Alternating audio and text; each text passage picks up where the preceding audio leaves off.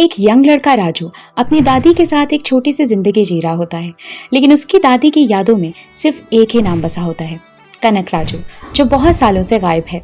जब राजू को पता चलता है कि कनक राजू जिंदा हो सकता है, तो वो एक ऐसे सफर पर निकलता है जो उसे एक हॉन्टेड मैंशन, अजीब हिप्नोसिस सिंबल्स और एक पूरी सुपरनैचुरल दुनिया के बीच ले आता है। और यहीं से शुरू होती है एक ऐसी कहानी जहां रियलिटी और इल्यूजन के बीच फर्क ही खत्म हो जाता है। कहानी की शुरुआत होती है नारसापुर के जंगलात हैदराबाद के करीब, एक ऐसा प्लेस जहां साइलेंस भी सस्पिशियस लगता है।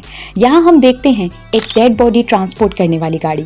इसके अंदर एक वार्ड बॉय मौजूद है जो एक डेड बॉडी की आखिरी रिचुअल्स के बाद उसके एशेस साथ ले जा रहा होता है। ये बंदा रास्ते में एक होटल पर रुकता है और वहाँ होटल ऑनर के साथ उसकी बहस शुरू हो जाती है। इस बहस के दौरान वो एक शॉकिंग बात बताता है कि उसे एक डेड बॉडी की एशेस से कुछ आइटम्स मिले थे और उनमें एक 500 का नोट भी था। और अब ट्विस्ट आता है, वो